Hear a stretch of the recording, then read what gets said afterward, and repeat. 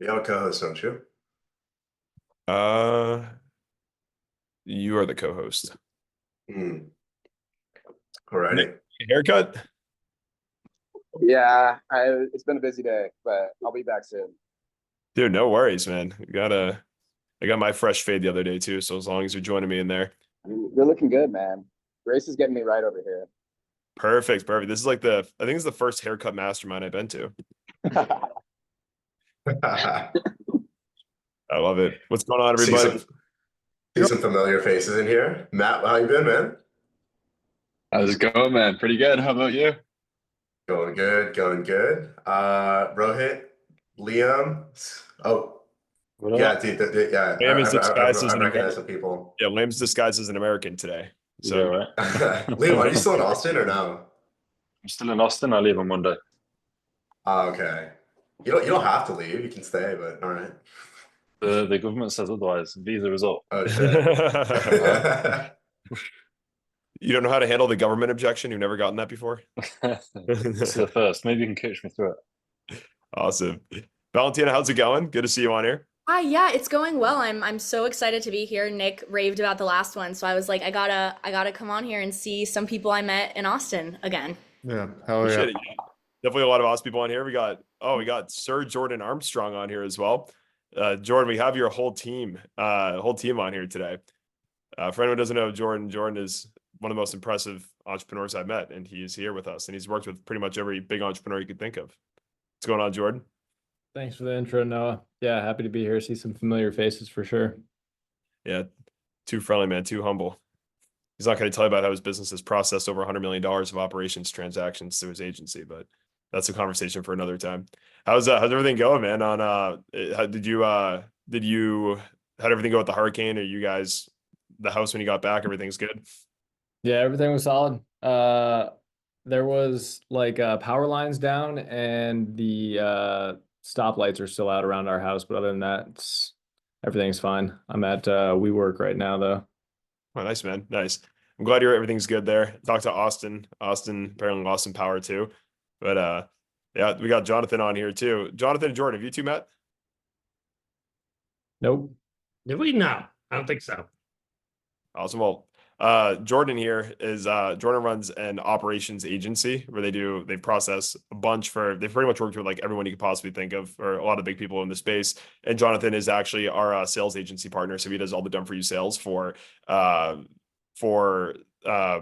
just any offer that we decide to partner on when we do done for you sales, done for you marketing. He also has his own agency, his own sales coaching / placement offer. So you guys should definitely jam out sometime, either obviously during this, Sure. but also some other time too. Yeah, always happy to meet anyone here. But Jordan, definitely nice to meet you, man. Yeah, you as well. Looking forward to connecting here soon. Absolutely. Awesome. Is this the Dylan? Dylan, are you running? Where are you, Dylan?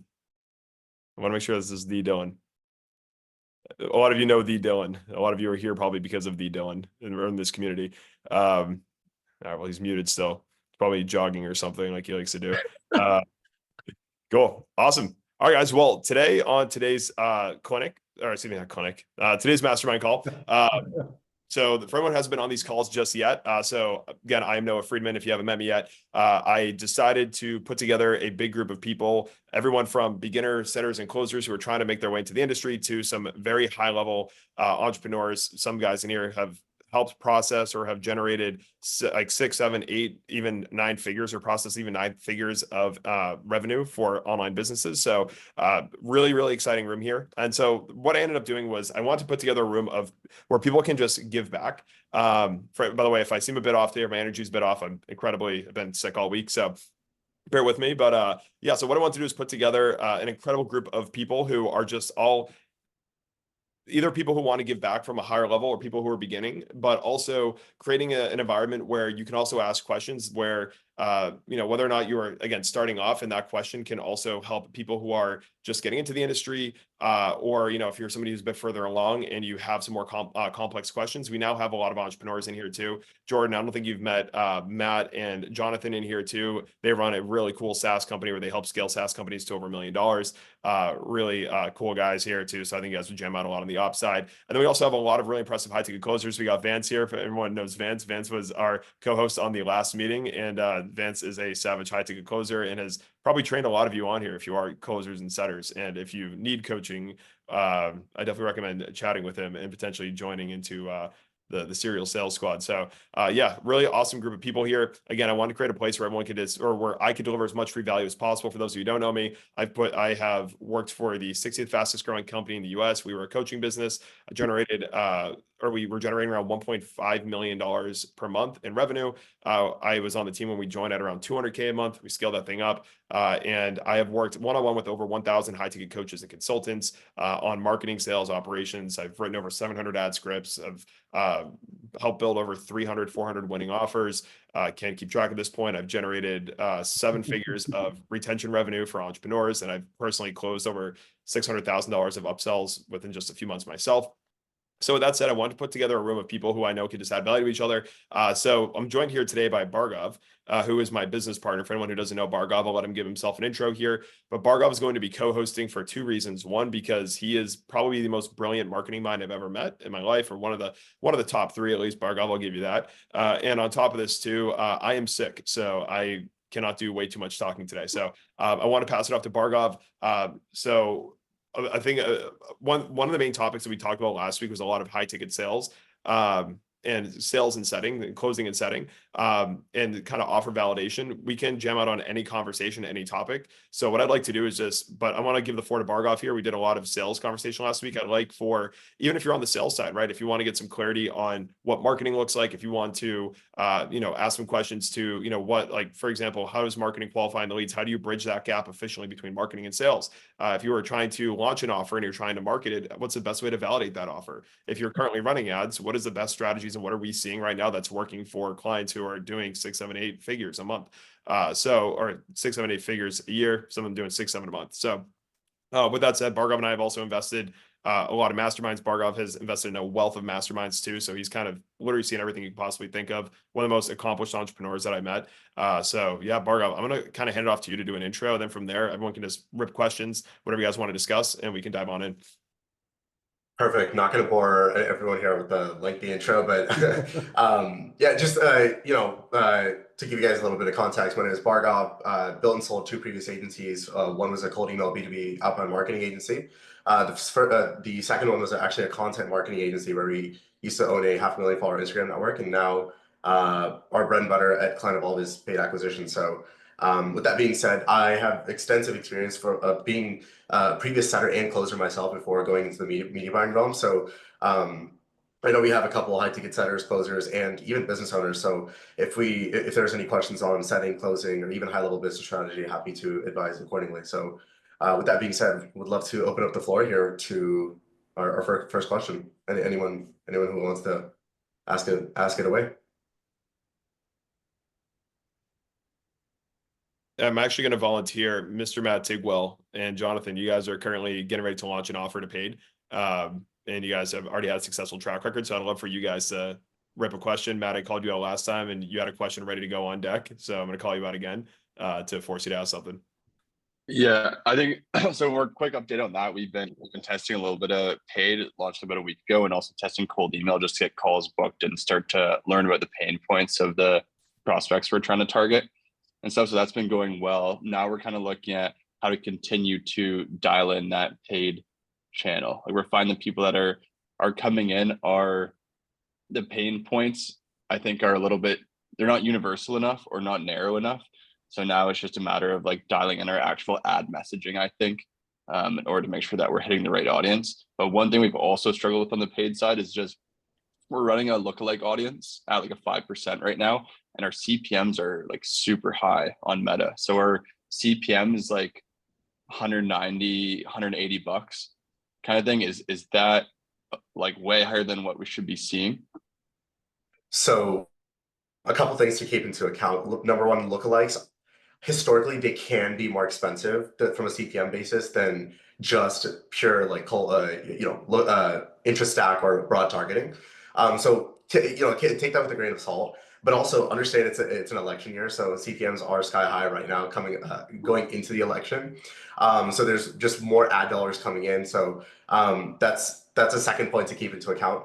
Thirdly is a lot of the campaigns that I've run nowadays are yes broad, but also they're like very bland interest stack targeting, right? And there's a reason for that. I would rather I use what's called a message driven testing protocol. So I have the messaging of my ad do my targeting for me and let the audience size be broad as hell, and let the ad do most of the work. Like Meta's AI is very smart. I'm not going to try and out media by the own AI algorithm by telling it like, oh, I only want to serve this ad to this specific audience. So message driven targeting is super powerful because our non-workers compensation unit will be with you shortly. David, Your call is important to us. okay. Here's the thing: if you have the right messaging, you can go broad, and the ad like still crushes most of the time because the people who don't resonate with that message are simply going to scroll away from the ad and not engage with it. So I would of course keep testing your lookalikes, but honestly speaking, like I would test like very niche a niche stack of interests, and then either do that plus broad targeting to reduce that CPM. But then furthermore, your CPM is actually derived of like two main things, which is your ad relevancy score and ad relevancy and your quality score. So is your ad actually adding value to users on Facebook? So as soon as they engage with it and go onto your landing page, are they having a positive or a negative experience? If they're having a negative experience, then your quality score is actually going to go down, and Facebook's going to charge you an extra premium to reach those same users because you're not adding value to the platform. But if it's an engaging ad or piece of creative, and when they click onto the landing page, they're having a positive user interaction, then Facebook's actually going to comp you and reduce your CPMs. So you just keep that into mind. Rising CPMs are a combination of things. Right now it's election year. It's also lookalikes are historically more expensive comparatively to interest targeting and broad targeting. But also just double down on creative, double down on messaging, and then most of the rest will take care of itself. Beautiful. Awesome. And then I don't want to take the floor for too long here, but follow-up question is any tips for the calls booked out of the ads, just increasing that show up rate? Yeah, so when we talked at Scalable, you guys were doing ad to lead form to a VSL? So we changed it a bit, right? So we ran that for a little bit. We're running a different offer right now, and we're running lead form straight into call book. So we're actually getting our cost per call booked right now is sitting at about $100, which considering the high CPM seems not too bad in terms of like actual engagement rate. But then the problem that we're having now is like I need to provide additional context or filtering, I think, going into that call to incentivize the show up.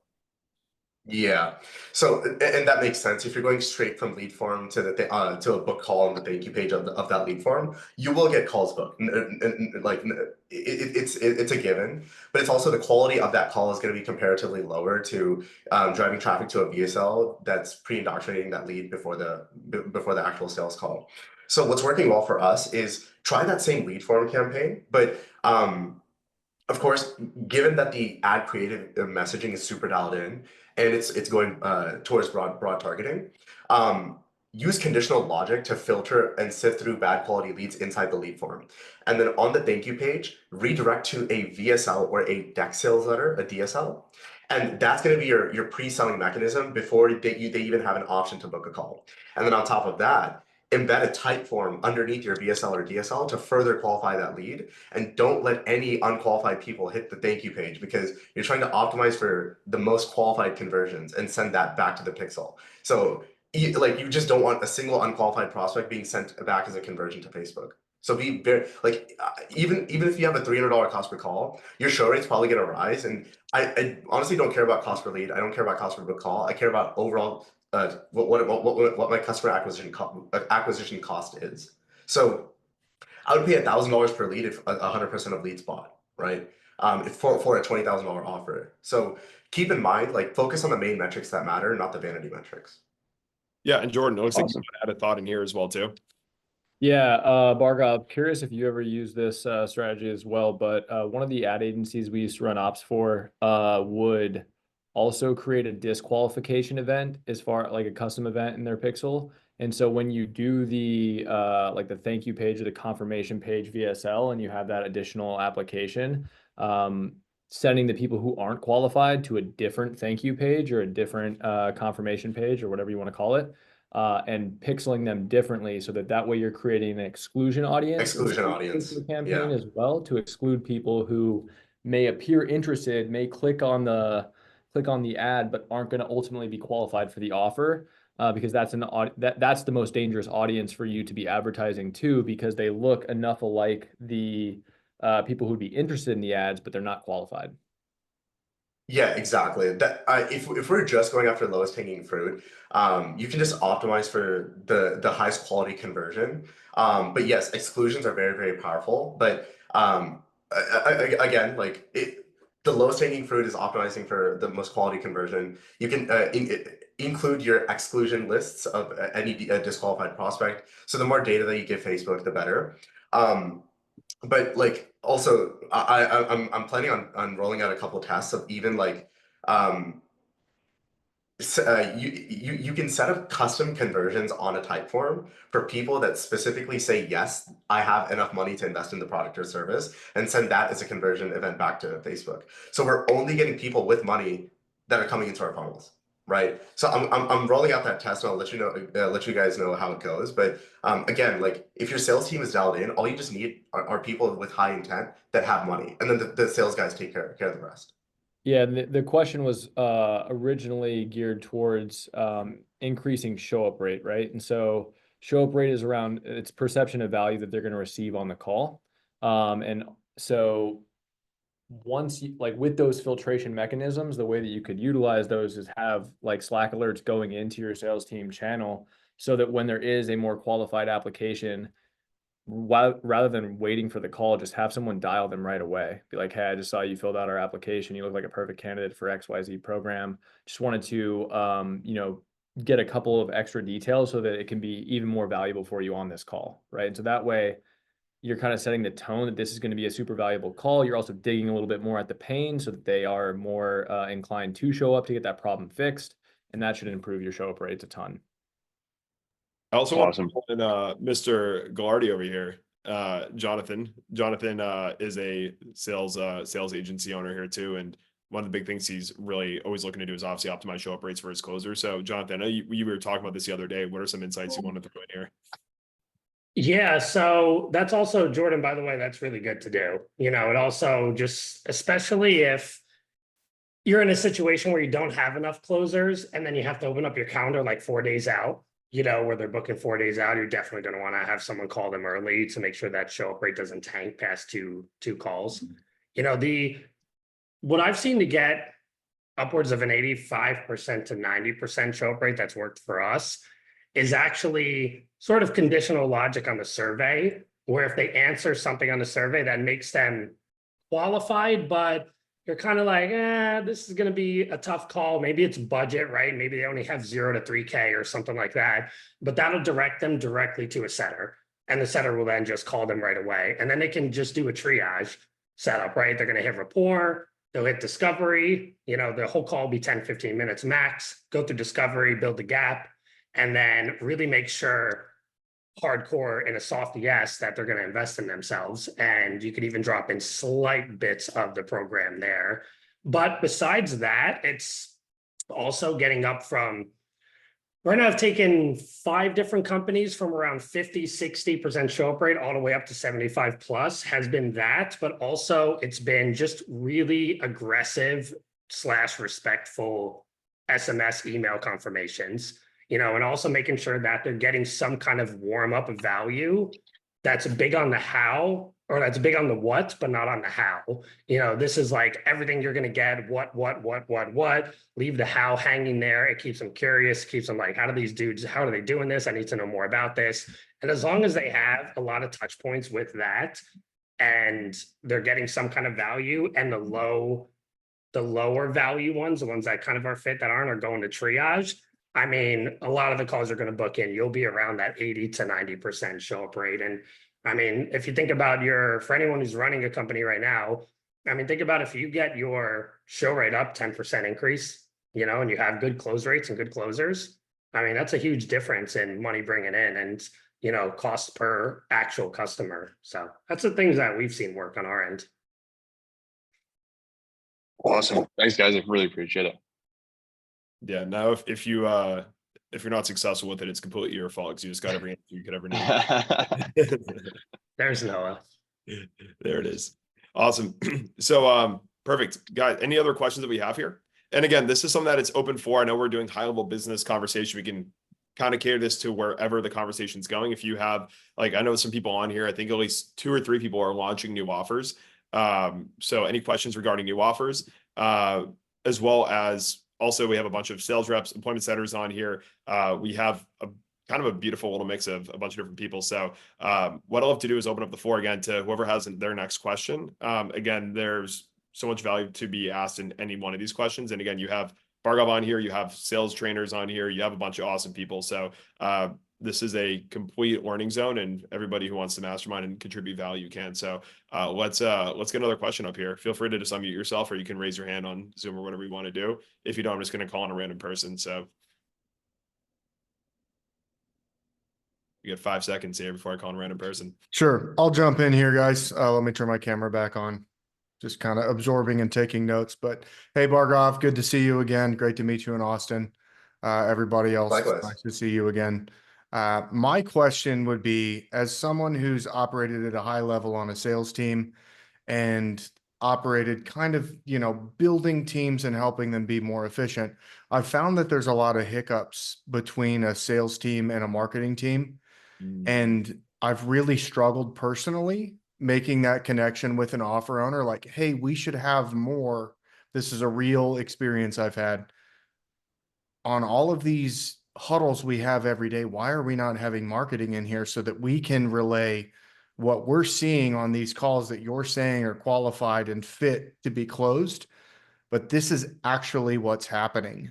How would you handle connecting marketing and sales in a fruitful way to where everybody gets the information that they need and progress is made? Because in my experience, it seems to create a lot of tension when you start to make waves like that and call out discrepancies, either whether it's on me as a salesperson or a sales manager or marketing and its messaging in and of itself. So I'll zip it there, and I'd love to hear what you have to say.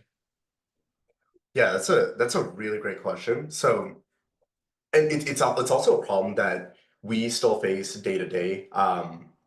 And we have a couple of different solutions, because I'll share both perspectives, right? From a media buying perspective, the guy sitting behind the ad account or whatever the creative strategist is doing, they're going to look at the rational data in the ad account saying, okay, cost per lead is within KPI. We're getting calls within KPI. The application grading score for each sales call is like a 3 or 4. So like, why aren't we closing deals, right? And the next thing you know, you go to the sales team, they're like, dude, these prospects kind of know about the offer, but they don't know about the company. They don't know all this. They don't know all that. So the sales team expects to like have warm. They expect to like have ready to buy deals, but that's more for organic traffic. With cold traffic, it's a little bit different, because you have to take a prospect from problem aware to solution, product, and fully aware on the sales call, right? Or you can do a lot of that. You can front load a lot of that using landing pages, using VSLs, DSLs, etc., which is kind of the job of the marketing team, to front load a lot of that work. So you're less sales team reliant and more marketing reliant, right? So it's all about finding that the balance between that dichotomy. Yes, you need to look at your rational numbers, but it's also giving marketing the feedback of like, okay, are these prospects actually broke? Because what I actually did today was I have the pleasure, because I used to be a setter and a closer, so I can tell whether a lead is good or not. Sometimes what I do is I go into the lead channels and I double dial my own clients' leads, and I pretend that I'm a setter for their company. So I can tell, I can tell if they're a marketing qualified lead or not. And if a majority are, and it's matching up to my numbers, then it's clearly a sales issue, and we can coach them through that accordingly. But if they're just unqualified leads, then we need to make a tweak in the messaging. So I would say have a person that understands both sides of the equation. So they're not, because the carpenter that has a hammer thinks everything is a nail, right? He's just gonna use his tool to use what he knows to fix every single problem.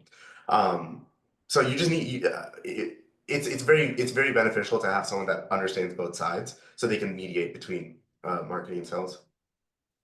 Yeah, and that was a great point too. Like Jordan, like having some sort of manager be a liaison between the two teams. And the big thing too, it's like if both sides, like you have to realize too, it's like it's an equation, right? So like if both sides like of the equation have different answers, but they got there in like a different way, like you just have to be open to having that communication, and both sides have to like trust the other person. Like if all the data is objective, like it shouldn't be like see marketing, you suck, right? Like it should never be like a back and forth or any sort of disagreement between the two.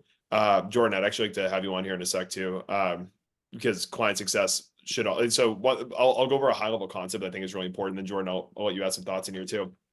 But when it comes to like your entire business, right? Like some people think the funnel is literally just marketing. Some people think that the funnel is marketing to sales, but the funnel is actually marketing to client success, right? So marketing, sales, then client success, right? So what a lot of people do is as they're going through this process of like ramping up or like once they start scaling or getting a bit more aggressive here, like you could have marketing and sales at KPI and they're crushing and they're ripping sales, but they could be bringing in super low quality clients to the client success team, right? Or sales could, again, they could be getting a bunch of leads and they're like, dude, the cost per qualified call is so good. Sales, why aren't you closing? It's like they're unqualified. Well, let's look back. Okay, like what is the actual qualification, right? Like what do we deem as like a high quality lead, right? Do we say because they have money, they're high quality lead, and like that immediately puts them at a 3 or 4 on a scale of 1 to 4, right? Or like, is our grading criteria slightly off, right? Do we need to readjust our grading criteria? So when it comes down to it, right, you want to make sure that you're looking at your entire funnel holistically from all the way from marketing to your sales to your client success.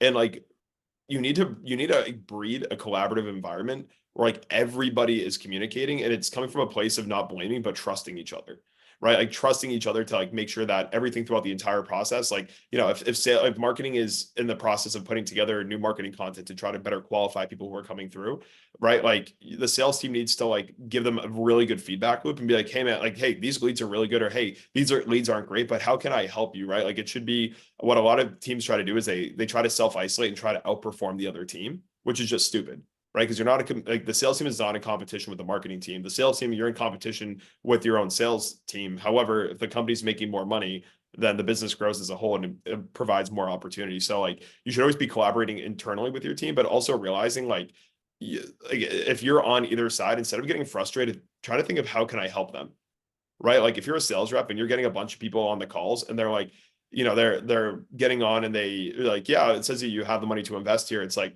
oh, well, on the form it said like, yeah, like, do I have funds to invest? Yeah, but like, I don't really like, I have like $100 I could invest.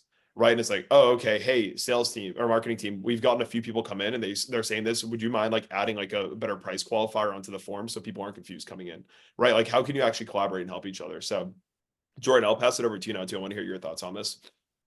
Yeah, so I actually just had I believe foundationally inside of a business, like compensation drives behavior. And so I think the issue is that the teams are not incentivized from a compensation structure to collaborate. Like there's no advantage. So I was like, as I was thinking through this, like, is there a way that you could compensate sales differently if it's if it's a hyper qualified lead where they're essentially just taking the order versus if there is lesser awareness to where they have to do more of the heavy lifting? Because I've been on offers where the sales team did all the heavy lifting because it was kind of a bait and switch offer where they were advertising one thing but selling another thing, and so the sales team had to explain to them that gap or that bridge from what they were advertising versus and how it relates to what they're selling. In that instance, it makes more sense to like the heavy lifting is being done by sales, therefore most of the compensation should be going to the sales team. But I've seen other offers where it's all organic and they're like everybody who comes in is like, yo, I love this guy, I can't wait to buy whatever, I didn't know he had a product. what can I buy?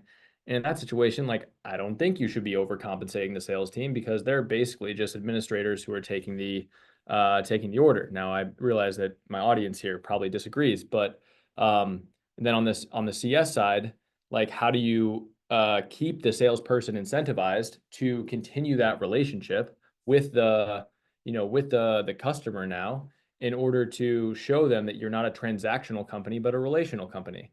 And I think a lot of times where the business owners get it wrong is that each department is compensated in a silo, and therefore the like you were saying, Noah, or Barkov, maybe it was you, the performance of one like isn't really taken into consideration with the performance of the next. And so I don't know how you would like how you would change that. Like, it was basically just an idea, not like an idea of like a solution, but more so just, is there a way that you could like grade the performance of the salesperson and have that like create some degree of variable compensation, where if they did a heavy lift or they like pulled something out of a hat in order to get the sale, do they get an extra couple points on the deal? And then if they're doing regular check-ins, or they're following up with the client, to where maybe when they're doing the ascension, whoever's taking that call, sometimes you kick, like, in my opinion, the CS person should kick that back to the closer. But if that's not the case, and the CS person is coaching the client into an ascension offer, then is there a way you could pulse check how valuable the salesperson was in their in their transformation, in order to compensate them on the back end as well? Yeah, so I have a thought to add in here too, because I was when Bargov and I were taking our agency in a different route, but we decided to keep a more growth partner model instead of scaling it to more of like a multi client. See what I've done? So I put a lot of thought in this. I spent like a few days actually thinking on this process, and so what I came up with was creating a profit share incentive amongst the entire company, where every department needs to be at KPI in order for the entire company to get it. Right. So what a lot of like what can happen easily, right, is like, let's say you have a profit share pool, right? And like, operations team, marketing team, client success team, sales team, whatever, right? Like they all have like their KPIs they have to hit. But like, let's say you say if your team hits the KPI, then you have access to that pool.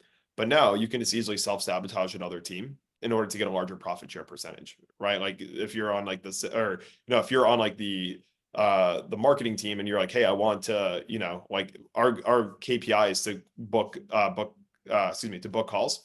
Then you could just start booking lower quality calls in order to like take a larger share of the profit share, right? Which is kind of stupid to do, because you're just hurting the overall performance and the profit share would be higher. But at the end of the day, like, when you look at organizations, a lot of times people are there because they have their own like selfish incentives, right? And desires or driven growth. And they're being selfless because they want to be selfish, because they're trying to achieve some sort of like bigger term goal for themselves. So what I found is like, if you align people through like, hey, okay, so for example, marketing team, you have to have, you need to book X amount of qualified calls at a minimum rate of, $100 per call. Sales team, you guys need to maintain a 20% close rate throughout this quarter. And, client success team, you need to have a client status or an NPS score of at least this. Right. And now now the marketing team is in alignment with the client, with the sales team, to make sure that they are getting qualified leads at a good cost. The sales team is also making sure they're enrolling good quality clients, because they know the client success team needs a certain NPS score in order to, and you can also do like refund chargeback rates, et cetera, too. You can align specific KPIs that are true, like department generative performance, like, like what's the cost per qualified call exit, for example, what is your close rate? And then like, what is your net promoter score, right? If you have KPIs like that, and then like, let's say like client success is down a bit and the NPS is low, it's like, well, it's like sales and marketing say, okay, well, what's going on? Are we enrolling the wrong types of people? Like what can we do to help? Right. So you create a larger, and this is kind of a bigger picture kind of conversation. And honestly, it doesn't really make sense for most companies at the scale in this industry. But what I found that works really well, we've done profit share in the past too, at the company I was previously at, is like creating a really strong profit share where everyone gets a percentage of the profits of the business. But everyone needs to be at specific KPIs that are in alignment with like the long-term sustainable growth of the business. Yeah. Do you think or are we done on that question? I have another question. Yeah. No, you go for it, man. Do you think MPS is the best metric indicator, or like the best performance indicator of a good client success team? I would think it's a top 3. I would say NPS, because at the end of the day, like the client experience, like for example, like someone can get great results, but if their experience was horrible, then they're going to still leave a bad review, or they're not going to refer people to you. Right. So that is important in terms of making sure that it's good. But like I would say the other thing is client retention, right? Like what's your LTV? Like how long are people, like how happy are they? How long are they, or how long are they staying with you, and how long are they paying you? And then from there, like I would obviously look at like ascension rates as well too. And then the final thing is like, whatever your program is, what is the result you're helping people do? Is it lose weight? Okay, well, like what is the average weight loss inside of the program? Right. So it's like, so I would say NPS, and that was just an example there. I wouldn't say it's the most crucial, but I would say that it's like, I would have a pool of KPIs that need to all be hit in order to like achieve the profit share payout. Yeah. I think my favorite client success metric is case study conversion percentage. So like whatever that outcome is that you have to drive, or that you're driving, how many people hit that? Yeah. No, I That'll like make that. it So case what study. I would do, what I used to do is I used to have raving fan initiatives. And so that was how many online reviews were you getting, but also how many experience interviews, AKA like testimonials, were you able to get from your clients? So we would actually monitor that as well too. And we'd have certain activation points based on certain points of like people getting results that we then reach out and ask for like online reviews, video testimonials, etc. We found that to be really, really powerful too. Because again, like if people weren't happy, they're not leaving reviews, right? So it's a pretty clear indicator of. I feel like the high ticket space is pretty prone to manipulating their clients into giving reviews and testimonials, like, oh, we just launched this new thing that will give you an added boost towards this transformation you want, but in order to get it, you have to leave us testimonial. Personally, I mean that may happen. I've never seen that, but it literally would not surprise me at all. I guess luckily I've been around some pretty ethical players, and I've never got to, I could totally see why that would. Yeah, think about it. You can even with like Trustpilot reviews, you can get like more symptom level reviews. So it's not the exact result, but it's like a quick win. So hey, we got my ad copy done within week 2. I'm so excited, 5 stars, right? But that's not the actual like end result. Yeah, for sure. Yeah, so I think that's a good, like, I mean, case study conversion. I like that framing of it. I've actually never heard that framing of it, but I do like that a lot. It's like, are they actually willing to like leave the review? Wait, what was that? I made it up. Dude, I'm gonna coin that. Everybody here, everyone steal the idea and say that Noah Friedman did it. And I'm gonna delete this recording after. But this yeah, no, I like that. I like that a lot. That's great. Yeah, because it's at the end of the day, it's like, did they actually achieve the result that the program sets out for? So awesome, man. Did you have another follow-up question or another topic you wanted to maybe spark off or kick off for the next little jam session here? I do not, but I've done a lot of talking on this, so I feel like I should let someone else do it. Yeah, dude, stop talking. I'll see it. No, I'm just kidding. No, Jordan, you appreciate. I mean, that's what this is for. It's to contribute, and you're a very qualified person to be contributing here. So I appreciate it, man. Thanks, bro. Of course, always. Awesome. So I'm gonna call in. Let's get a question from one of you sales reps. So we got some good people on here. I'm gonna pull Valentina. Let's get a question from you. You haven't been on here yet, so let's hear what you got for us. No, totally. I guess the only thing that comes up, and it's been a question for a while, is kind of if you've been a top closer consistently for like months at a time, and then your company's scaling at a certain point, you're gonna, you're probably gonna lead a team at a certain point. How do you, if you see kind of a pattern of those that start leading teams, their close rate then starts to kind of go down a little bit, like how would I be able to put my team first while also upkeeping my close rate? I think that's kind of just been how to like manage more once you step into leadership. For sure. Bargov, it looks like you wanted to add in here, and then I have a thought, and then I want to actually pull in, unless you didn't have a thought, Bargov. No, I do have a thought. Okay. No, yeah. No, you finish your statement? I was gonna say then I'll pull in Jonathan here because I want to get Jonathan's perspective on this too.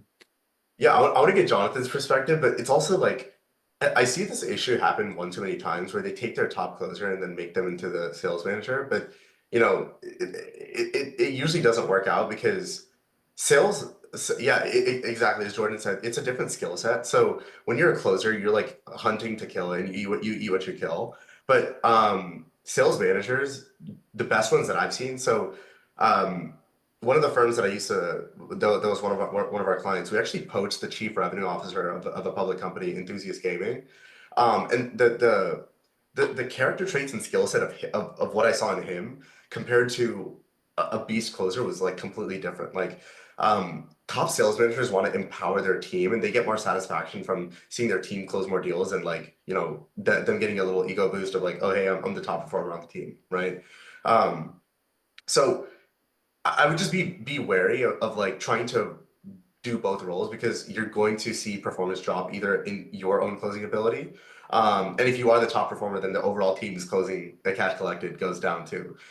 So that's just one thing to keep into mind. It's either, if you are the top closer, stay as that and then maximize your income potential by just closing more deals or getting onto higher leverage offers. Or if you do have the character traits in order to lead a team, just understand that in my opinion, I don't think it's wise for the sales manager and the sales manager to also be a closer while trying to manage the whole team.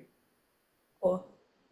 Yeah, and also too, one thing to consider, right, is like, like because it's like, well, let me ask you, is that something you're interested in doing? Are you interested in going into sales management, or is that something that you're kind of like exploring the idea of, or would you rather just be closing? Well, wait, I don't know if you can, am I frozen or no? We can hear you. Okay, great. It's been just the idea has been thrown around of kind of like, yeah, like the people that have been here since the beginning, at a certain point, you're going to have your own pod. And I've seen the pattern of the people that have their own pods, their performance goes down. And I do feel like my skills lie more in just closing. I can lead definitely, but I think right now my priority is closing and, maximizing my income potential. And so I think that was my question. I'm just kind of interested to I guess at the end of the day, it will be up to me when I'm asked that question, if I'm asked that question, but it has definitely been Oh, there's the official freeze. Yeah, there it is. I love this. If I may jump in just for a second here, because I feel like I've been in this position numerous times. Let me turn my camera on. I'm just sitting here kind of taking notes and stuff. But yeah, going from a top level closer to a management or leadership position is a really odd transition. just thrown around that Because- could be something that's going to happen. You've been frozen for a little bit. This is the audio fast forward here. There we go. Yep, I'm back. There we So are. sorry. Good What's to see you. happening? No worries. Yeah, so Vance was going into a bit of a thought here, and then pass over to Jonathan to give his feedback as well too. Yeah, for sure. It's quite a tumultuous decision to make whether to leave. When I'm coaching people, I get questions all the time, like when's the right time to leave an offer? When's the right time to go and level up to something else? And it's all going to be dependent on what your actual goals are. Because as Jordan said really eloquently, well, I guess it was kind of short, but the incentives are different. And when I define incentives, I think of what it does for me as a person, not what it does for my paycheck.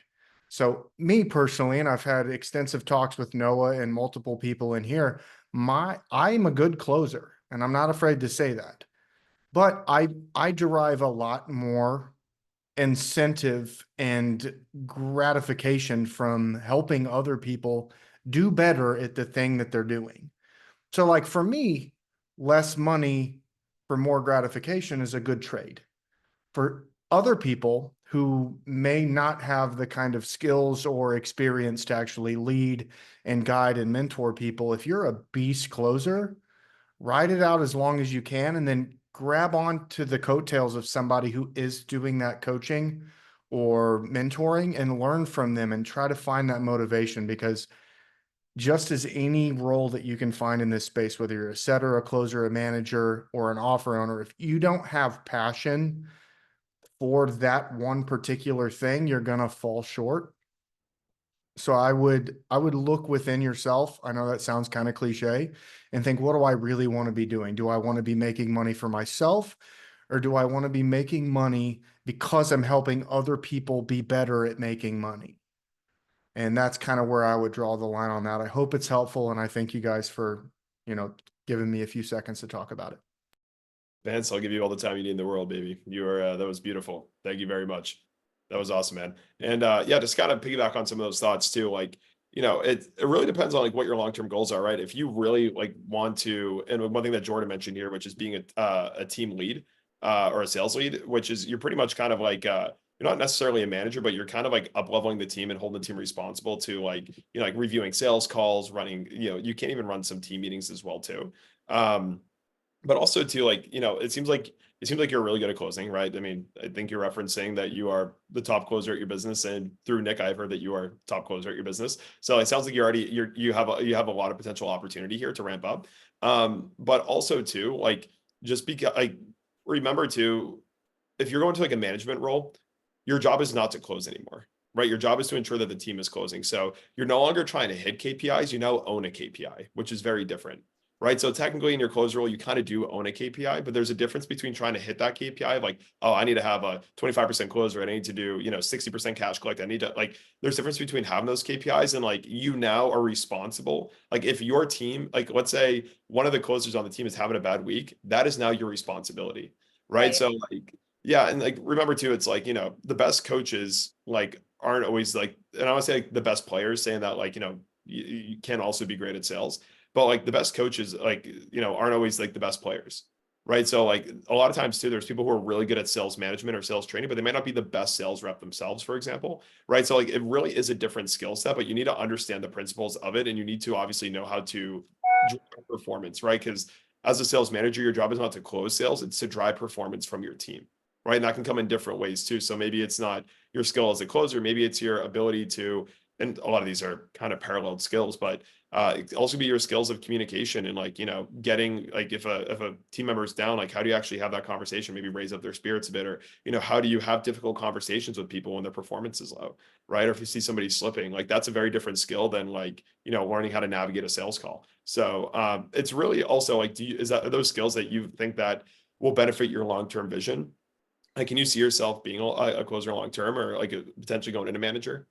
Yeah, well, this has been so incredibly helpful. So thank you guys so much. I think for me, it's that I care for people so much that I know that I would put I know I would put everybody first versus then just putting my closing first. And so it's really about understanding and making sure that I can add that value, because at the end of the day, I've been at this since April. So before I'm leading a pod, I want to make sure that I understand what's working, what's not working, which I do have a pretty good idea, but to accurately instill that in people that I'm leading and be able to uplift, that's definitely a decision that, again, if I'm given the opportunity, this is like great things to think about, because I do see myself being a closer long term, but also I do want to work my way up at a company that I believe in. So at a certain point, that is going to come with more leadership than I currently have.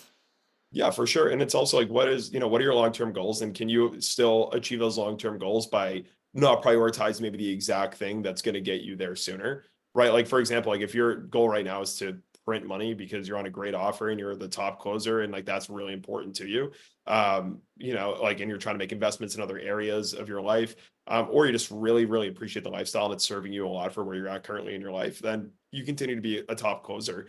And then, like eventually you go into like a sales lead, which I think a lead honestly, like would be like, if it's ever recommended to you, like, I mean, depending on, I don't know how big your organization is, but I mean, sales leads themselves, even at mid-sized to larger organizations, can be really good.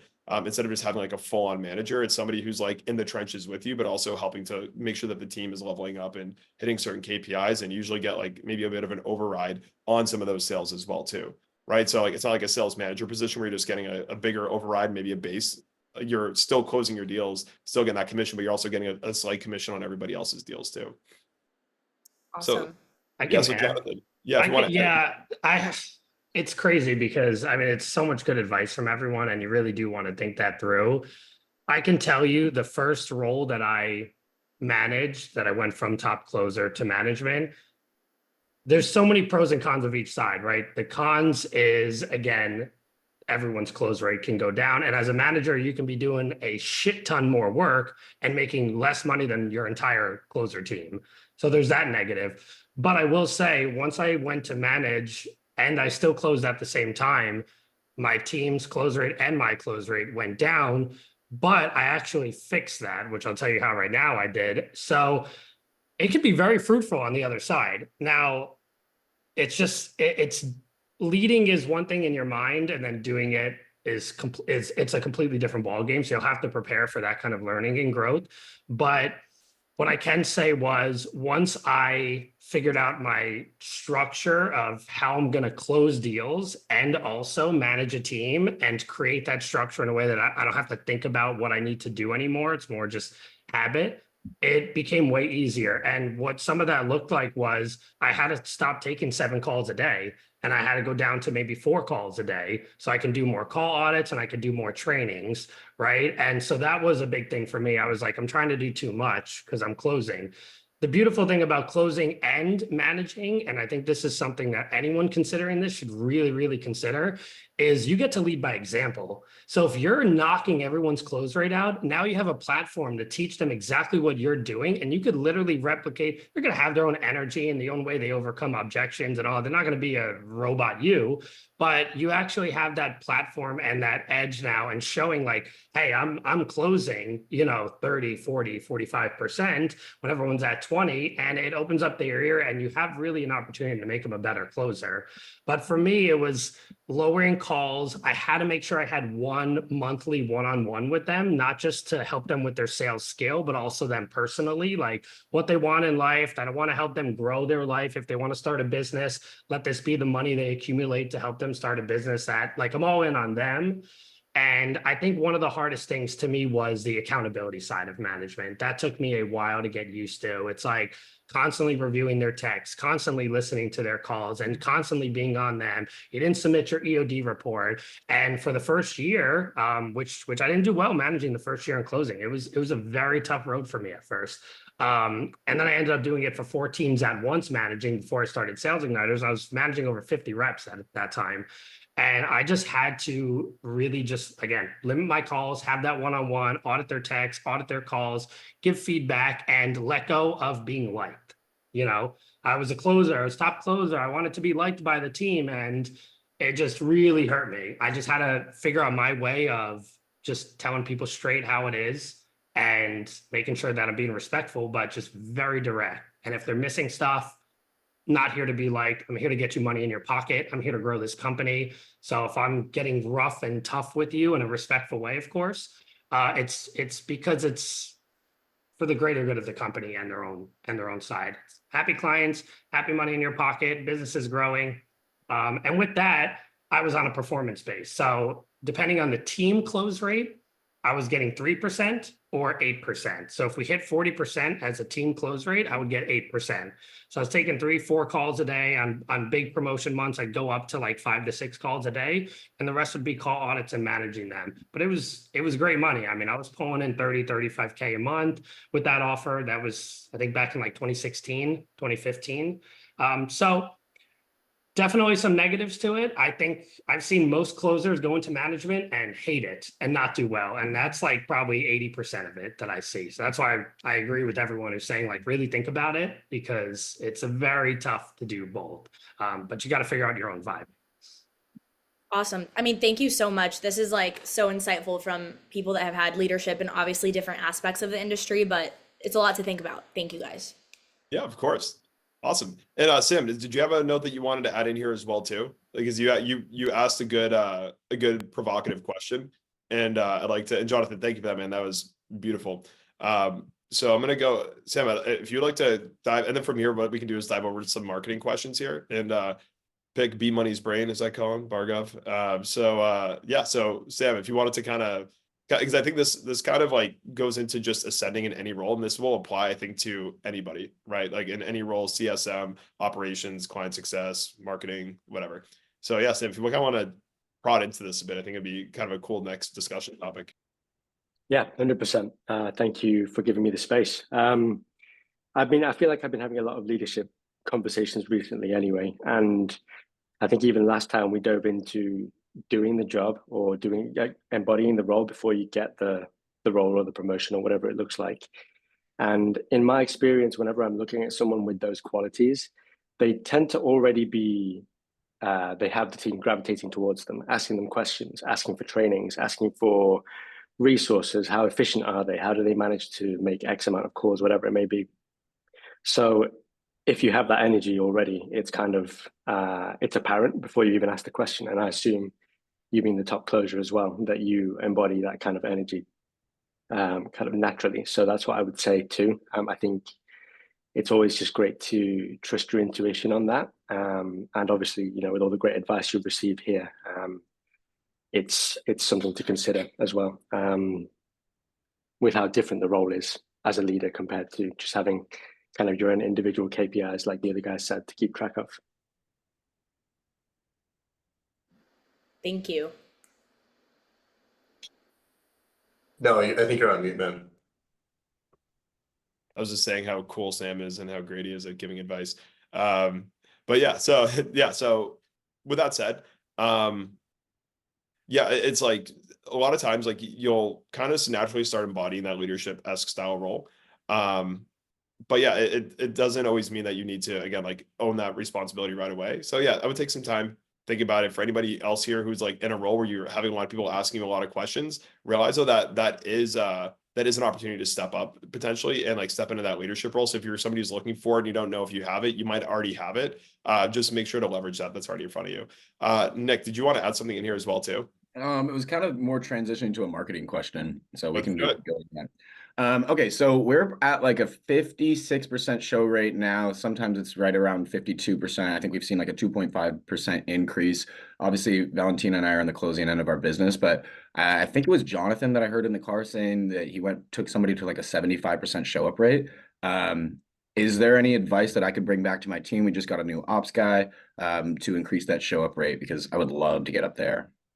Yeah, I mean, it also depends on your funnel. You know, those two are going to come hand in hand, and the survey questions, you know, but, you know, what we did again was, what is actually, let me ask you this, what is your show up rate right now? I think it's around 56%. Valentina, somewhere, if you know a little bit more, I'm pretty sure it's around 56%. Yeah, I think it's like 50, it might be 56 to 60 now. I talked to our ops guy this morning, but yeah, I think bringing it up is the goal. Yeah, I mean, the things that I saw that grew that was, again, either one, doing triage, having, you know, a setter call them right away and just really trickling in the pitch and showing good energy and building good rapport and doing a very quick discovery and building that gap could help. But you also risk things with triage calls, because, you know, let's say it's a scheduled triage call, you have a no-show that they might do on the triage, and then they book for the closer and they might no-show there. They have two opportunities that can no-show. But, you know, I think for us, what's really worked is, again, using something like conditional logic, making sure you're getting the right leads in there. Noah and Bargov can really talk to that stuff. And if the survey they filled out, it wasn't the best lead, we would just have a triage guy call, so they're not wasting the closer's time, because obviously their energy is important. But then also just a lot of touch points with the email and SMS. You know, SMS, we'll do a good 3 to 4 touch points. We'll hit them up 2 hours before, 1 hour before. But the email they get right after they book a call has some serious value in that email in a short way. I don't want them to read a friggin' book from you guys, but just a lot of value in a video they send, something that's 2-3 minutes.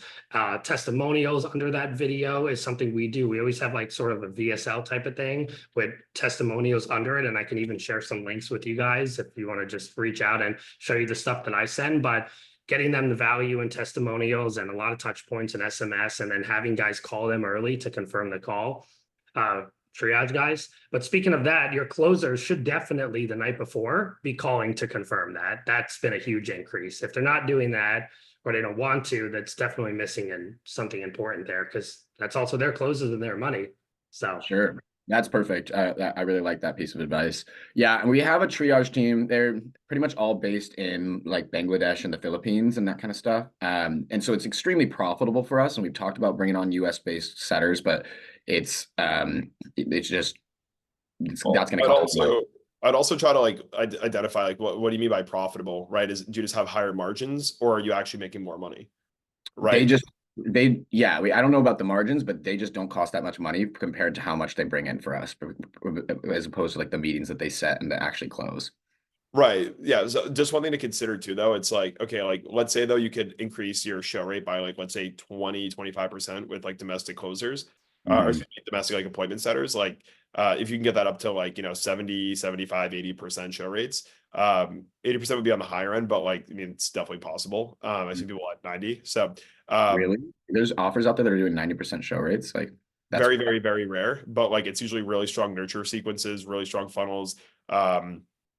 Yeah, I mean, there's ways to do it. Like, and again, you have to like if you have a banger offer, like the offer itself, like and you have really good copy and you do everything right on the follow-up and the nurture and the appointment setting and the call and the confirm and you do all those things and you leverage them, yeah, you can get super high show up rates. But yeah, it's like one thing to always consider too. It's like just because something's cheaper doesn't mean that Jordan, okay, well that's Jesus Christ. 90%. It's just like, so I just put myself in the shoes of the person. If I were opting in for this offer, if I was showing up to this call, what would I want to receive? And so I was basically proving concept as like I was a CEO of this company and the show up rate was super low across the sales team. And so I just put myself on the calendar and each lead that popped on my calendar, I would send them a custom message where I would say, hey, I saw that you opted in for this reason. I can't wait to dive in to this, whatever the symptom or the root cause was and help you solve this through blank. And I was actually providing value through that text. Everyone showed up. Only time that like someone didn't show up was if they had a legitimate conflict because I was getting confirmation beforehand. And like, obviously that's, going to be tough to replicate across people who aren't as incentivized or maybe have like a lower commitment to the role. But if your salespeople are making great money, then you can maybe get, like I tried to automate this too and didn't have the same results. It was like the fact that I was sending them a custom message every single time was what drove the rate. But I think after I automated it, I just took like some of their form responses and fed it in there and it still boosted it by like 10% or something. Okay. Yeah, one thing you could also do too, I mean, this is getting a bit more like complex here, but you can actually do like Zapier automations with like Claude, which is like an AI thing. You can also use ChatGPT, but for some reason, like sometimes it can be a little weird. But Claude is a really, really good one. So what we used to do is like, or what you can do is like create custom messages depending on the form inputs, like Jordan was saying. So you could be like, and you just give it a template. It's like, hey, I'm super excited to, dive in with you about, a specific pain point, helping you solve that. Right. And then you could have that like set as the SMS. Or, I mean, if you have like, if your margins are really good because, you're leveraging like overseas labor, I mean, like you could very easily like just maybe raise a commission slightly and say like, hey, also include this now, like make sure you're sending out custom messages.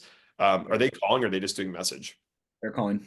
Yeah. Okay. Yeah. And so it's just, they're honestly super nice people and they do a good job, but it's like you're talking to these top level executives over here and sometimes it's just kind of weird or you can hear that and the hesitation for them to like answer questions when I listen back to the calls.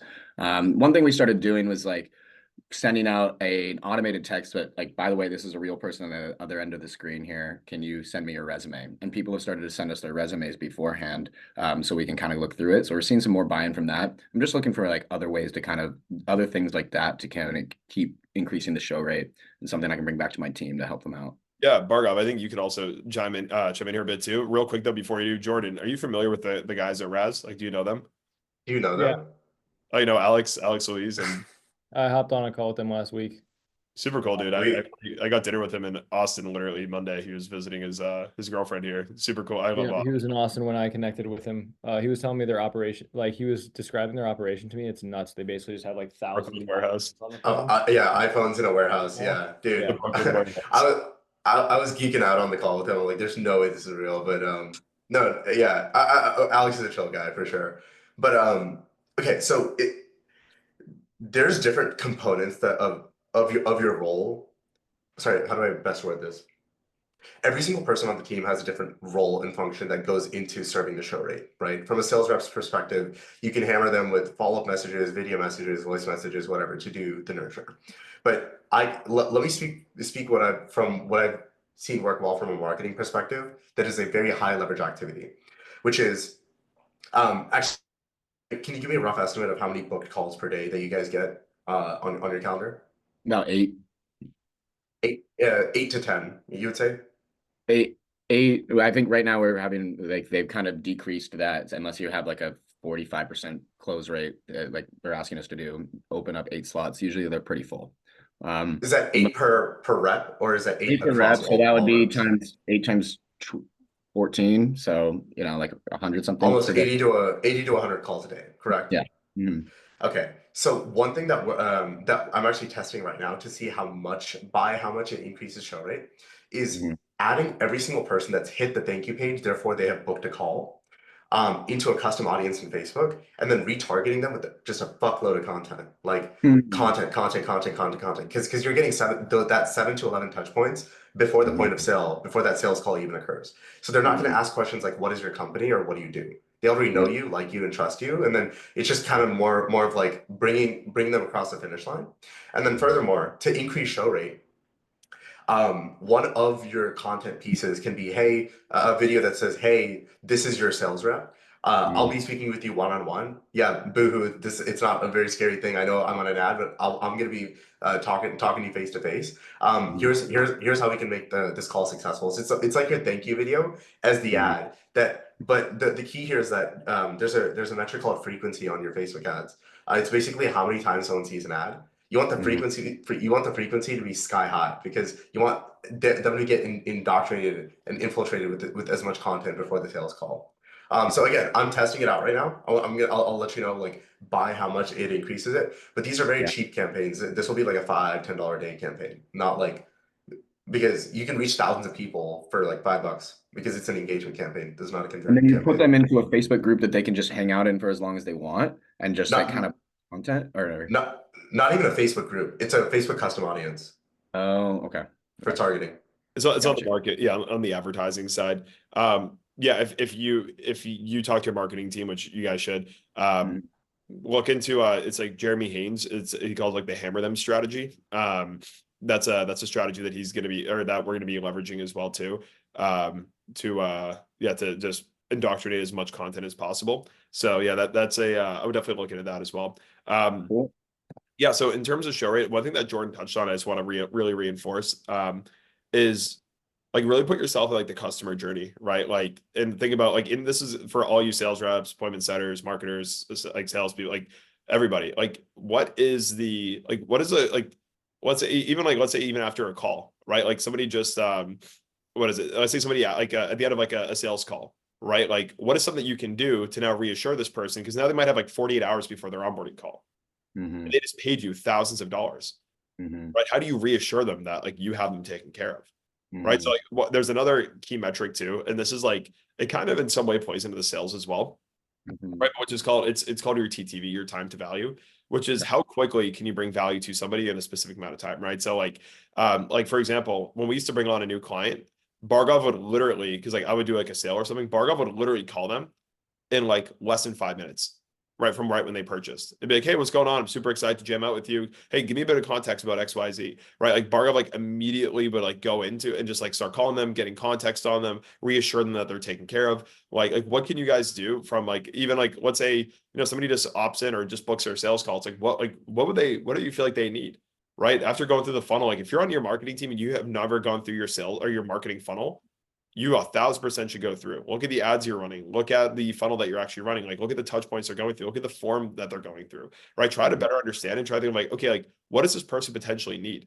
Right? Like, do they just kind of go in? Maybe are they a bit confused about this? Like, they make something like a quick little like walkthrough video of like what that's all about, and like on top of that, send a testimonial that's relevant to their experience based on what they put in the type form. Okay. Right? So it's like what can you do to like just putting yourself in that perspective. So I believe Elijah had a question as well too. But before we hop over to Nick, any other questions, or do you feel like that clarified it, or do you feel like there's anything else you want some additional support on? No, thank you guys. This has been super helpful. A lot of ideas to go and work with. So thanks so much. Of course, brother. Of course. Of course.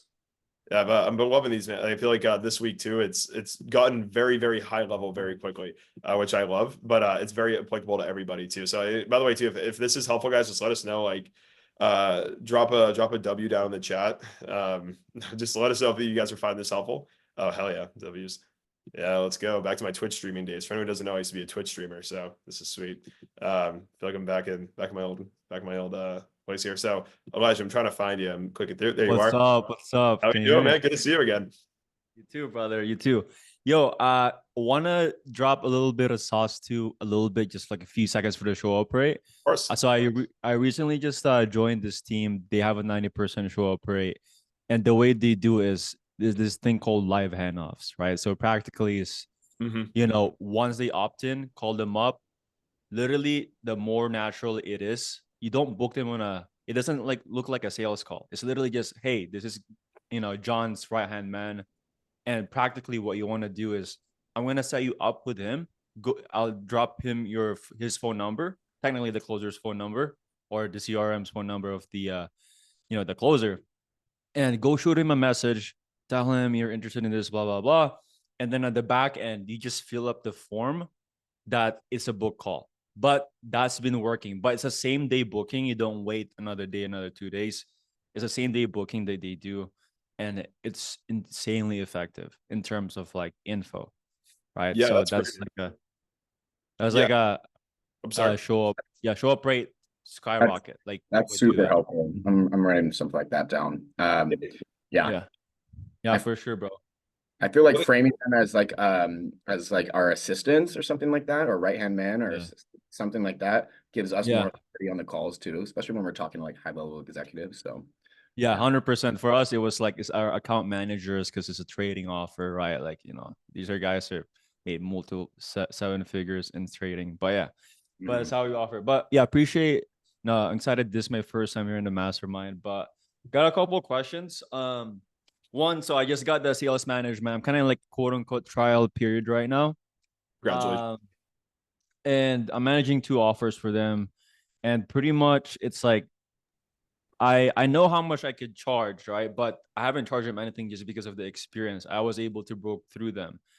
And I'm just curious on like how do you guys structure it? I know you guys have like agencies and stuff as well. Yeah. I don't know how I would structure it because again, context. I know I met Bhargav and Noah in person. I have my own offer, right?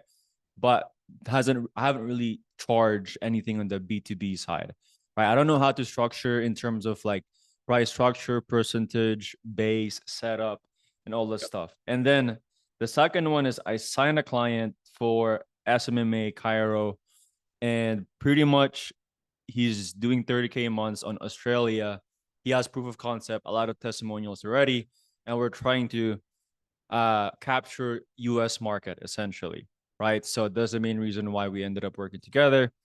And Cairo, there's a proof of concept, but we're also entertaining the idea of physiotherapy because we were looking into it, and not a lot of people are like, not a lot of agencies are doing it for lead gen, right? So curious about that too. What are you guys' thoughts? Should we go through the with some valid proof of concept with the testimonials, or go into more on tap where we looked up some market research? There's not a lot of agency. I know because Cairo in the US is a bit more competitive now. So yeah, those are like my 2 main questions right now. For sure. I can go over the entity structuring, and then I'll let Bhargav go into the other one. Real quick though, before I dive into that, just a final little note. One thing that you said, and this is actually something that works incredibly well. This is kind of going back to Nick's initial thing. If your team does not have the capacity to like do like same day call and handoffs, what you can always do is do the call, but then do a group text with like even using the CRM number with them, because what that does is it now adds another layer of like, not like of touch point, but also like accountability. Cause it's like, hey, I'm going to intro you to like Alex, our closer. And you know, in like, you know, in that introduction, like he's going to be taking care of you. Obviously don't call me closer, but I'm going to introduce you to Alex. I'm going to create a group chat right after this, just so you can ask any questions beforehand. I know he's going to reach out to you once he sees you. So like, if you just give him a quick response, you know, let him know you're in there, that'd be great. Right. So like now like, you get that other way, that next level of buy-in. So in terms of entity structuring, so it's pretty, it can get very complicated, but like you just want to keep it really simple in terms of like what you charge, especially on that agency side. So like one thing that we do is like, so if we do not fully own a process, we do like a retainer plus rev share typically. Like let's say we were just doing media buying, right? Like that's just a very like just done for you service. Like we'd probably just do a retainer, which we don't do that though. But let's say we were going to do like like, let's say we're going to own their full front end marketing, right? We're going to do all the copy, funnels, etc. Then from there, we would charge like a retainer base. But like, let's say we're kind of doing like a done with you, done for you service. Like, so for example, like some of the main things we offer is like we do like done for you marketing, like full done for you marketing, funnels, copy, media buying, everything. Mhm. And then from there, but we also we'll do kind of like fractional sales training and management. Uh-huh. Right. So that's something that we do for certain people who like maybe aren't ready to like have us do sales for them, or maybe they just don't want us to do sales for them, but they want the support in that area. And also too, it's good for us because it gives us a pulse. Yeah. What about it gives us a pulse to see like what's kind of going on like inside of their business so we can make sure that they are closing, so we are getting that revenue percentage. But for something like that, we would do like rev share for like more of the performance side of like owning the marketing, but then we do like a retainer Yeah. for like, all the additional other services. Okay. But then like for example, we might do like full done for you. So we also do full done for you marketing and sales. We actually work with Jonathan here. So Jonathan's our partner on this, pinging Jonathan Uh-huh. here. So what we'll do is and again, you want to make sure that like you so for if it's full done for you everything, we usually just do a straight rev share percentage. But one thing you really want to take into account is like when you're doing this kind of model, like a kind of like a owning potentially part, you're kind of owning part of their business. So like you Mhm. really want to think of it as like not like how do I close this person? It's like how do I create an aligned partnership? Right? A whole different mindset to be in when you're putting these deals Yeah. together. So for example, like I mean, we've closed sales in the past for like agency services, etc. But now with this model, it's like we're literally getting on a call and like we're just straight up saying like, cool. So yeah, the purpose of this call, you know, you said you want to try to scale your paid acquisition. We're going to see if we can create alignment here to see if we can, you know, align with your business on that. You also mentioned that you don't want to touch sales, and we can do done for you sales. So Mhm. what I'd love to do is like just sit here and just go through like all the things that you're like all your goals inside of the business here, what you're looking to align towards, and see if we can align Yeah. with Yeah. and then from there, like you literally create a partnership. So with that said, like always make sure though that it's very, very, very clear who is responsible for what. Right. Like for example, like are you going to be fronting the ad spend? Or like let's say you recommend that they buy a service, or like let's say for because you're on the sales side, let's say you're like, hey, you have to use Aloware, right, for your dialer. Right. It's like, okay, well, are you paying for that or are they paying for that? Right. So, and like every business is different. Like certain people that like some of our friends who have sales agencies or marketing agencies or hybrids, what they usually do is like some of them are like a bit more aggressive in terms like they'll take like a huge percentage, like a majority of the business, but they also front ad spend. Right. Where us, like it's not like more risk mitigated, but like well, we would Mhm. rather just not front the ad spend, like because there's just a lot of liability in that. So Yeah. we don't do that, but we take a smaller, we don't take like, 70-75%. We might take like, it's also too like you want to look at like, are you compensating the closers and the setters? Like who's actually paying them out? Like so I would just like take all those things into consideration, like look at it like a true business partnership that you're aligning into. Uh-huh. Thank you. Yeah, this is making a lot of clarity for sure. I'm just writing down the Yeah. things. So simple high level overview. If you own the entire process and the company, like, and you believe in the company and like, let's say you're coming in, you're like, hey, it's going to take a few months to turn shit around, maybe charge a retainer. Also, if you're coming in and there's going to be a lot of like integrating into their systems, like you need to train up, let's say you're coming in with your own reps or whatever. If you got to train up your reps and all this kind of stuff too, like, and get them indoctrinated into their offer, right? Like, okay, what is that ramp up period, right? Like there's a liability in having your team learn that offer if like, let's say the deal falls through, right? So you might want to add some insurance there and charge like a setup fee.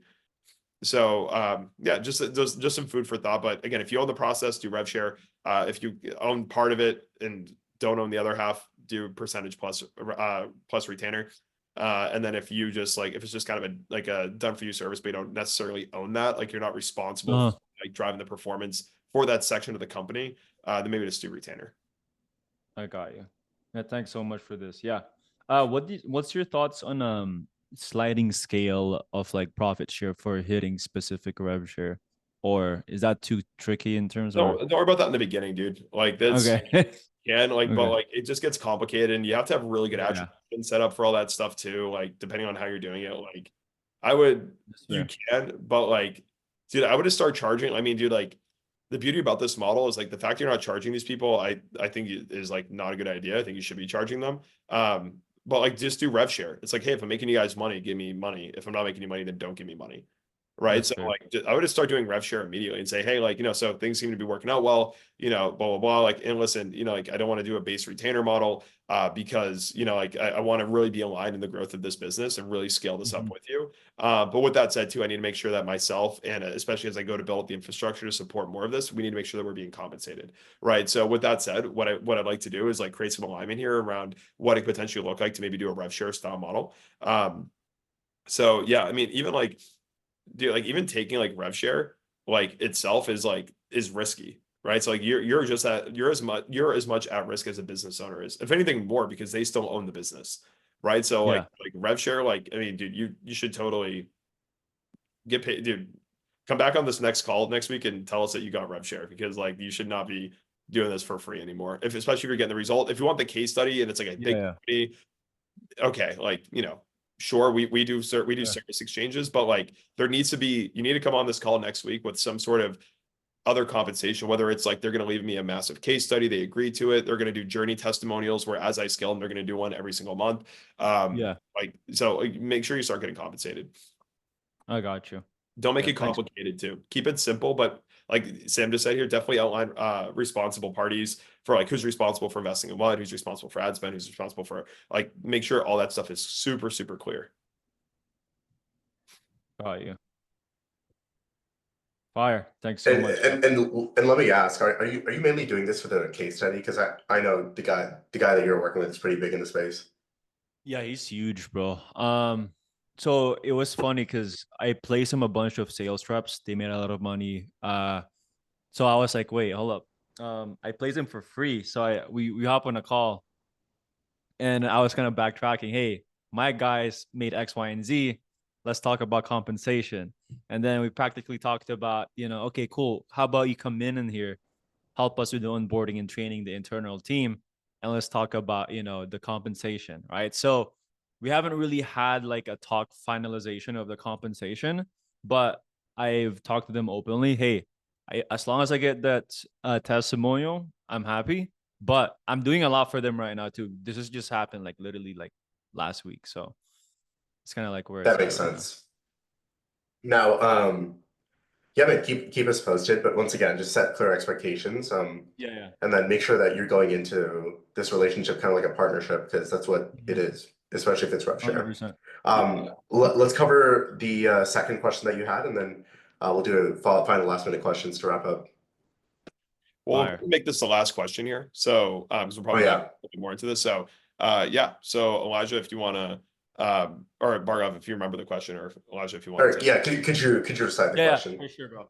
So this is outside of the sales management one. It's more of like, hey, I'm helping him relaunch his offer in US, but he already had a proof of concept, a Cairo agency in Australia. But we were seeing that in US, there's really not much agency that's tapping into the physical therapy lead gen things. The same system, but not a lot of people are doing it. So it's uncharted territories. But in Cairo, we already have proof of concept that we're pretty confident that we can just implement the system and we can get results from them. So it's kind of like where we're at right now. Like, okay, do we pursue this or go to the one that's a bit more untapped? Because our idea right now is like, hey, maybe we just do Cairo for now, get a client or two, and then throw in like 1 to 2K on ad spend to test out the physical therapy lead gen, see if something bites in there, and then we can see which one hits essentially. Makes sense. So you're basically seeking advice of like how to strategically make the decision of whether to pursue chiropractors or pursue PTs, correct? Yeah. In terms of market segment for targeting? Yep. Okay, so which market do you believe you can add the most amount of value to? I would say like Cairo would be, we're pretty confident already with that. The only caveat I suppose is like how competitive the Cairo agency space is in US. That's the only caveat we have. I see. Are there a lot more chiro agencies in Australia compared to the US? So that's a good question, but in terms of that, the market size for Cairo in Australia is much more smaller compared to US. So that's why Understandable, but like relative, right?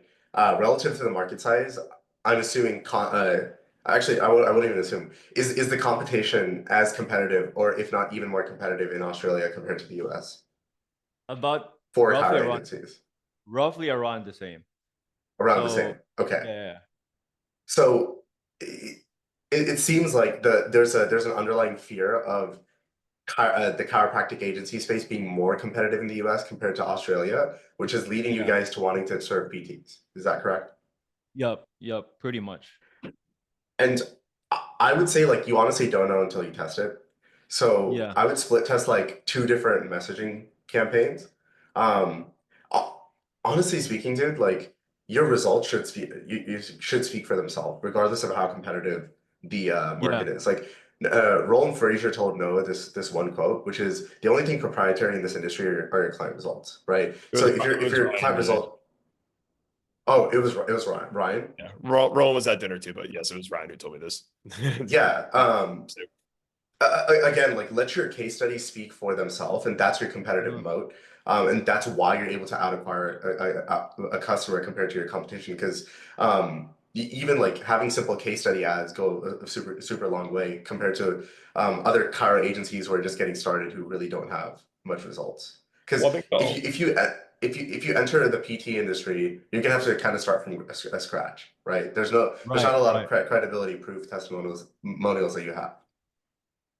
Yeah, just to kind of add to that too. I mean, there's no industry that is saturated. There's a lot of people in that industry, that means there's a lot of money to be made, right? There's a reason why it's a big industry. So from there, it's like your results, but also your marketing message is what's going to cut through the noise. So whoever's the best at like actually speaking directly to the consumer, because everyone's gonna be like, hey, like, are you trying to grow your chiropractic practice, or do you want to get, back pain relief, like super generic stuff. But in those situations, just like find a strong niche. Like fitness is one of the hardest things to scale, I've noticed, in the coaching space. But we have a friend whose friend is doing 500K a month because he targets first responders, like like firemen and police officers, and he used to be a first responder with a crazy story. So like, he's able to niche down. Like I know fitness coaches who struggle to get past like 10, 15K a month. This guy does 500K a month. yeah. Right. So the industry is huge. It's just like, like, can you cut through? Do you have the results? So I hope that was helpful. No, 100%. This is very helpful because that's the thing, right? So one of the things is the market segment with Cairo is huge. We're kind of a bit broad, but one of the things, my suggestion was, hey, why not just pick a market segment in Cairo to double down into? Because there's a lot of segments that are like the therapy, the sports, and then there's like regular accidents or whatever in Cairo. You could just double down into that as well. So do you guys have like some type of, I suppose, framework that you guys use to test messaging angles and stuff, or it's just like, hey, let's test a message and then see which one bites, essentially? I do have it, but I'm just not sure if it's the highest leverage activity for you to pursue right now. Like, okay, so if you know that you can convert with the chiropractor offer, you have past client results, and it's just in the Australian market, your new sex appeal for the US based market is like saying, hey, we're taking our unique strategies that are working in Australia that all your American based competitors aren't doing, and that's why we're unique, different, and better. Okay. So that builds intrigue. You're like, oh, what are they doing in Australia that's printing the money that I'm not doing here, and that none of my other competitors are doing? That's smart. Okay. I didn't even think about that. Solid. Okay. So I think the whole PT side is just kind of a distraction, and it's just It's like shiny object. Yeah, it's playing into the fear that, oh, what if chiropractic the chiro agency doesn't work in the US? But like honestly, it will work. You just have to make it work. The TAM is there, and there's pain, and there's people who need what you do. Like, Yeah. you have to be better marketers, is what it comes down to. Like, just take the results that you have and just create really good marketing messages, and don't try to get all sexy with it. Literally, like, one thing that we find, dude, is like the best ads that we run are literally like The most just simple. super simple, super direct, but not stupid. Like, not stupid though. Like, they're stupid simple to comprehend, but it's not like, hey, like, are you a chiropractor looking to grow your practice or whatever? It's very much like, hey, like, listen, like, like, hey, chiropractor, instead of being like, hey, chiropractors in the US, like, are you looking to grow your practice? It's like, hey, chiropractors in the US, like, you know, like, are you sick of like having long, or, you know, having a bunch of people sign up for your free consultations just to only have 60% of them show up and only 5% of them actually convert into customers? Well, what if there was a way to, instead of, you know, getting all these people into the door and then not actually have them convert, what if instead you took this approach where you were able to, and like, just give them a process that makes better sense than whatever everyone else is doing, and boom, you immediately have them. Like, it's literally as simple as that. From there, credibility stack. From there, give them an aha moment. From there, a call to action, and like, it's a wrap. Sauce. Thank you. Of course, brother. Awesome, Gotcha. guys. Well, with that said, Appreciate it is time to wrap up here. I am currently about to actually go celebrate my anniversary, which is tomorrow, and I'm going to be in Miami, so I am not going to be able to celebrate. So time to go, you know, do We'll celebrate it in Miami. Yeah, I'll celebrate with Bargov, not my But fiance. yeah. I mean, we're pretty much busy. We're pretty much partners at this point, dude. So, in business, that is. I signed a contract with Bargov before I did with my fiance, so I guess that's something. But That is, hell yeah. Noah, thank you for doing this even when you're sick. Really appreciate that. Some of badass course. there. And all the other people Legend. from today. It was awesome. Appreciate it, brother. Thank you. Yeah, again, my goal here is to just add as much value to everybody as possible. Like, if anything, this is what gives me life when I feel like shit. So yeah, I'm glad we're able to add value. Bargov, thank you so much for coming on here and co-hosting this with me as well too. Anyone, if scroll up here a bit, there's in the if you're not in the mastermind group chat yet in Telegram, go ahead and join there. The goal is to keep filling that up and allow people to keep networking and collaborating with each other. But yeah, in the meantime too, if anybody has any questions, feel free to reach out to myself, and I'm going to volunteer Bargov and Jonathan and everybody else on here too. Let's just keep adding value to each other and continue growing. And, you know, we all have a lot of industry knowledge to be sharing to each other. So let's just keep using this to make more money and change more lives. Hell all right. Yeah. Awesome, guys. Love you all. Thank you guys for having me. Yeah. And, See ya. you guys. Thank you. Cheers. See ya. Thanks, guys. Of course. See you later.